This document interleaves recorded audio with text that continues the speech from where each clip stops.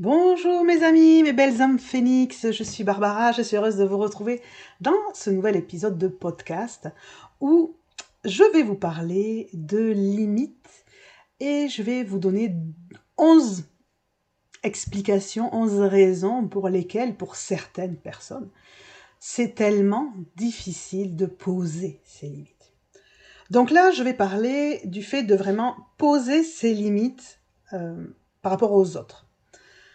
Et non pas par rapport à soi-même. Une chose est sûre, c'est que quand on a du mal à poser ses limites aux autres, c'est parce qu'on ne respecte pas nos propres limites, voire même on n'est pas conscient de nos propres limites que l'on dépasse soi-même. Ça, c'est un point qui est intéressant pour les personnes qui, par exemple, mettent toujours la barre très haut, sont extrêmement perfectionnistes, veulent toujours en faire plus, qui ne respectent pas leurs limites et qui, par exemple, dans le cadre du travail, peuvent arriver facilement au burn-out. C'est vraiment cette idée de je ne sens pas mes limites, je ne suis pas connectée à mes limites et donc je les dépasse tout le temps, je les dépasse tout le temps, je les dépasse tout le temps. Et ça, on est vraiment en lien avec nos propres limites. Là, dans ce dont je vous parle aujourd'hui, c'est les autres qui vont nous demander des choses, qui vont nous faire des demandes, enfin voilà, un truc habituel dans la vie. Est-ce que tu peux m'aider à déménager? Est-ce que tu viens ce soir? Est-ce que tu es dispo? Est-ce que tu peux me garder ton neveu? Est-ce que tu peux... Voilà, la vie, quoi. Et de vous rendre compte que vous ne savez pas poser vos limites, que vous dites oui. Ça peut être dans le rôle de maman, d'épouse, d'enfant avec vos parents, avec votre mère. Ça peut être dans le cadre du travail, on vous en rajoute tout le temps et vous dites toujours oui. Enfin, vous voyez, il y a plein de situations. Mais ce qu'on va faire aujourd'hui dans ce podcast, c'est d'aller voir pourquoi. Pourquoi vous en êtes là? Prendre conscience de mais qu'est-ce qui fait que vous n'arrivez pas à dire non, à dire stop? Ben, c'est parce qu'on vous l'a appris. C'est une forme de conditionnement depuis l'enfance que vous avez accepté.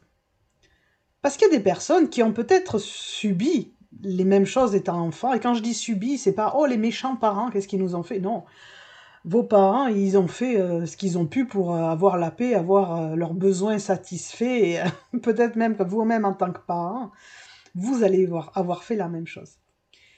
Mais en tant qu'enfant, il va y avoir les enfants qui ont accepté ça, et qui donc aujourd'hui ont du mal à poser limite.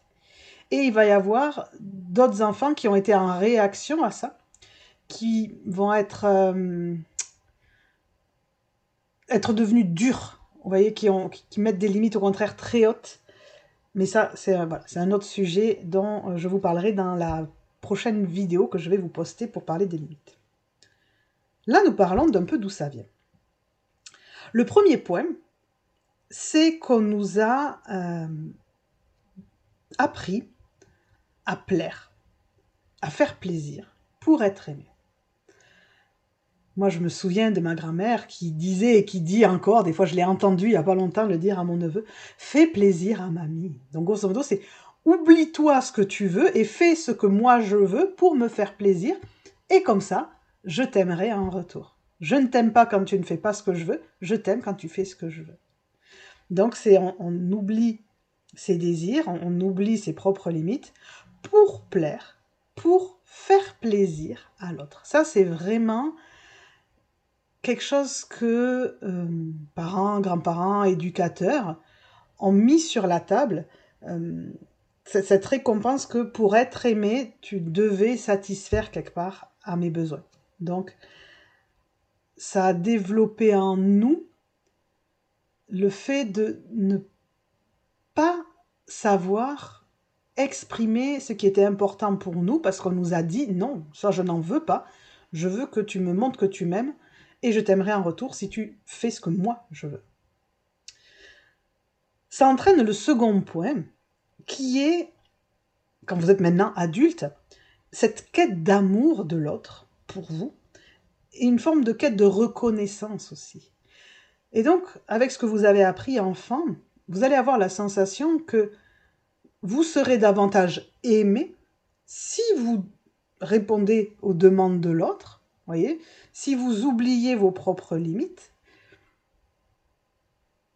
vous serez davantage aimé, et en plus, vous aurez de la reconnaissance, vous serez vu comme une bonne personne. Même vous verrez comme je suis une bonne personne parce que je suis là pour aider les autres quand on me demande, etc.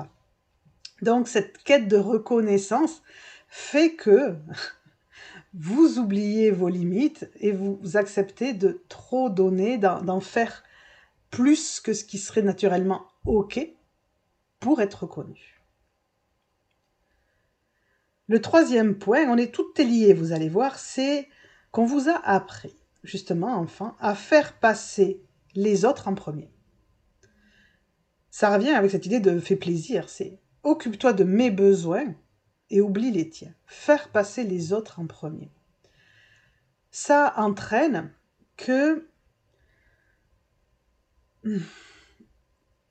vous êtes toujours focus sur les besoins des autres, rendre les autres heureux, satisfaire les autres, et pas vous. D'abord les autres. C'est...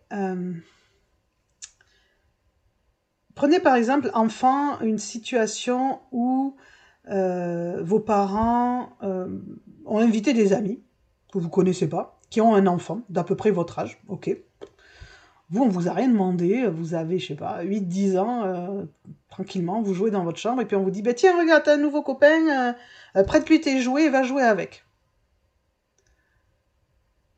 En fait, vos parents, ils sont en train de satisfaire à leurs propres besoins, c'est-à-dire occupe-toi de cet enfant qui est là, il a ton âge, tu dois jouer avec, et de satisfaire peut-être les besoins de l'enfant, des autres parents, que leur enfant s'amuse aussi, etc. Et vous, là-dedans, on vous laisse pas le choix. Vous n'avez peut-être pas envie, vous étiez peut-être pas disponible, cet enfant-là, il vous plaît pas. Enfin, peut-être que ça va très bien se passer, vous allez adorer ce moment, ou peut-être pas. Et vous voyez, on s'en fout de ce que tu peux ressentir, de ce que tu veux, de ce que tu penses. Fais ce qui nous arrange. Et ça, vous allez l'avoir eu dans plein de situations de votre enfance, où on vous dit, oublie-toi, mais c'est nos besoins avant les tiens. Et ça entraîne à l'âge adulte, pour moi sera le quatrième point, que vous vous mettez à faire ce que vous pensez que les autres attendent de vous. Vous n'essayez même pas de savoir ce que vous voulez, parce qu'on vous a tellement fait oublier ce que vous voulez. Vous êtes toujours en quête de qu'est-ce que l'autre veut, comment je pourrais satisfaire les besoins de l'autre, rendre l'autre heureux, parce que on revient à cette quête d'amour, c'est ça qui vous donne l'impression d'être aimé, de satisfaire, vous vous sentez vivant là-dedans quand l'autre est bien. Et vous vous intéressez pas au fait de est-ce que vous êtes bien là-dedans. Du moment que l'autre est bien, ça va. Et vous arrivez même à vous persuader que vous êtes bien quand les autres sont bien.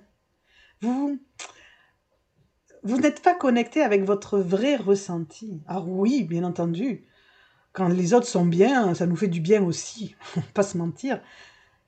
On est mieux que dans le chaos. Mais parfois, c'est peut-être pas ça qu'on voulait. Et on y va quand même. Le cinquième point, c'est qu'enfant, on vous a appris que la bonne réponse, c'était oui. Souvent, on vous a fait des demandes qui étaient des pièges. Genre, est-ce que tu veux bien ranger ta chambre ? Non, j'ai pas envie de ranger ma chambre, je m'amuse bien. Et là, vous êtes puni, vous êtes grondé parce que tu ranges ta chambre tout de suite. Ah, pardon, c'était pas une demande en fait, c'était un ordre. Ah, j'avais pas compris, je croyais que j'avais le choix. Et en fait, non, vous aviez pas le choix. La seule réponse valable était le oui. Le non n'était pas autorisé. Et quand vous disiez non à quelque chose, ben, vous pouviez vous faire, voilà, gronder, vous faire punir. De toute façon, vous disiez bien que non, c'était pas ok. Il n'y avait pas de non qui compte, quoi. Donc, vous avez appris un conditionnement que la réponse est oui. Vous devez dire oui. Donc aujourd'hui, quand des gens vous demandent quelque chose, ben, vous dites oui. Même si vous n'avez pas envie. Parce que vous savez même pas quoi mettre en face. Tu viens nous voir ce soir ? Oui. T'es pas occupé ? Non, j'avais juste prévu de rien faire. Bon, bah alors t'es pas occupé, tu peux venir. Bah oui. Vous voyez, le oui devient la bonne réponse, vous ne savez plus dire non. Et surtout, et donc ça c'est le point numéro 6, c'est vous avez extrêmement peur qu'en disant non, vous puissiez être vu comme quelqu'un d'égoïste, de méchant, de vilain. T'es un vilain garçon, t'es une vilaine fille de pas vouloir prêter tes jouets, de dire non, quoi. Vous voyez, le non, mais t'es égoïste, en fait. Mais qu'est-ce que tu peux être égoïste à dire non comme ça, alors à ce que je te demande? Vous voyez, on vous a appris ce genre de choses, vous l'avez entendu. Vous l'avez peut-être même pas vécu vous, mais peut-être que vous l'avez entendu dans la bouche de vos parents. Mais regarde comme elle est égoïste, ma cousine. À chaque fois qu'on lui demande un service, elle nous dit non. Ouh là là, mais moi j'ai pas envie qu'on me dise ça de moi, donc je vais dire oui tout le temps. Vous voyez? Vous l'avez ou vécu ou juste entendu. Le point numéro 7, c'est de croire que vous n'êtes pas important, que vos besoins ne sont pas importants. Tout ce que je vous ai expliqué avant, ça entraîne ça. Ça crée un manque d'estime de soi.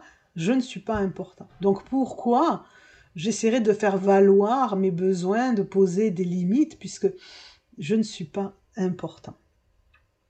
Et ça entraîne ce manque d'estime, un manque de confiance à soi qui fait que, et c'est le point numéro 8, ça va être hyper dur de s'affirmer. Quand on va vouloir commencer à poser ses limites, ça va être hyper dur. Parce que même si vous dites un non, vous allez peut-être avoir en face de vous des gens qui vont insister et qui vont vous obliger à vraiment vous positionner. Et c'est là que ça devient compliqué, vous allez céder facilement. Parce que vous manquez de confiance, vous manquez d'ancrage, vous manquez d'aplomb, vous manquez de force intérieure. Et donc, vous vous retrouvez encore une fois à laisser l'autre envahir votre espace et à faire disparaître vos propres limites, quoi.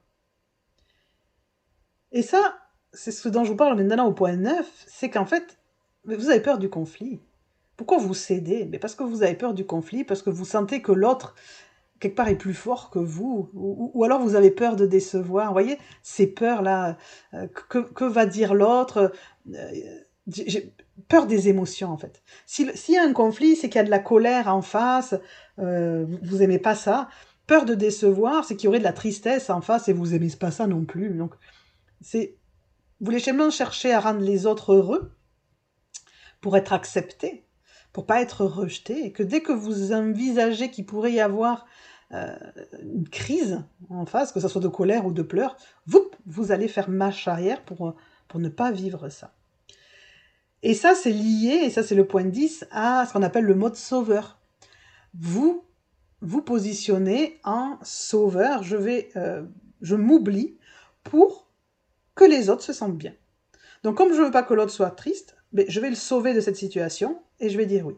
Ça peut être aussi, je dis oui parce que comme on me demande à moi, c'est-à-dire que je suis important aux yeux des autres, donc j'y vais, je fais ce qu'on me demande, j'aide, parce que comme ça, je me sens utile. Le sauveur, il a envie de se sentir utile et important. Donc vous voyez qu'à travers tous ces points, il y a vraiment ce qu'on a appris dans notre enfance, de se faire passer après, de ne pas s'écouter en fait.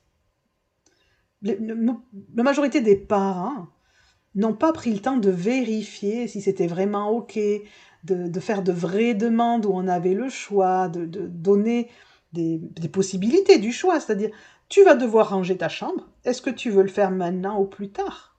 Tu vois, maintenant ou après le bain par exemple. Vous donnez du choix. Il y a une espèce d'ordre qui est tu vas devoir ranger ta chambre ce soir, point, t'as pas le choix. Par contre, je te donne un petit peu de choix à quel moment tu le fais. Et donc là, l'enfant, il peut trouver ses limites. Je veux maintenant, ou je veux plus tard, je veux encore jouer, ou je le fais comme ça, je serai tranquille après. L'enfant peut s'écouter davantage. Et ça, c'est le point 11. Le dernier point dont j'ai envie de parler aujourd'hui, c'est le fait que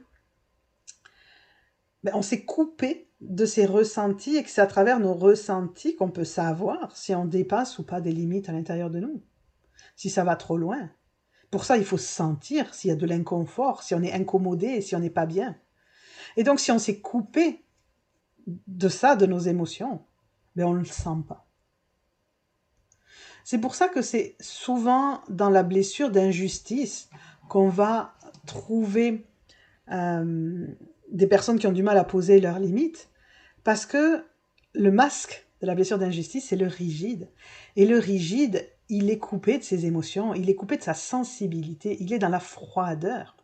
Pour être une bonne personne, pour plaire, pour satisfaire l'extérieur.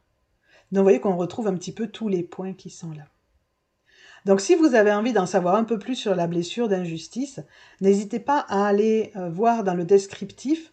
Vous avez un multilien qui vous amène sur mon site et là vous avez dans la partie cadeau, vous avez une formation pour comprendre les 5 blessures et les 7 masques qui sont associés. Et ça c'est gratuit. Je vous présente les blessures et je vous explique comment chacune fonctionne. Vous pourrez voir un peu plus loin que ce que je vous explique aujourd'hui si vous êtes peut-être dans cette blessure d'injustice. Et ensuite, si vous avez envie de travailler au niveau de ces limites, apprendre à les exprimer davantage, à mieux les ressentir, mais là, je vous invite dans l'Académie des Phénix. Donc, l'Académie des Phénix, c'est un accompagnement mensuel, sans engagement, qui est à moins d'1 € par jour et qui vous permet de suivre des enseignements, coaching de groupe, des méditations avec des libérations énergétiques. Vous avez aussi des masterclass liées au parcours flamme jumelle et plus. Et cet accompagnement-là, je vous donne des vrais outils. C'est-à-dire que là, ce que je vous donne, c'est des pistes pour mieux comprendre. Dans l'Académie des Phénix, vous avez de vrais outils pour vous aider. Et là, par exemple, sur le mois de septembre, on parle de comment exprimer ses limites. Et je vous apporte des outils avec la communication non violente pour vous entraîner à réellement, concrètement, poser vos limites. Donc si c'est quelque chose que vous avez envie d'expérimenter, c'est le même lien, un peu plus bas. Vous trouvez l'Académie des Phénix et vous allez voir ce qu'il en retourne. Et vous pouvez tester, c'est sans engagement. Donc vous pouvez tester 1 mois et voir si ça vous plaît, si vous avez envie de continuer ou pas. C'est vous qui verrez. Merci de votre écoute. Et on se retrouve la semaine prochaine pour un nouveau podcast et dans la semaine pour une vidéo. À très bientôt et merci d'avoir été là. Bye bye.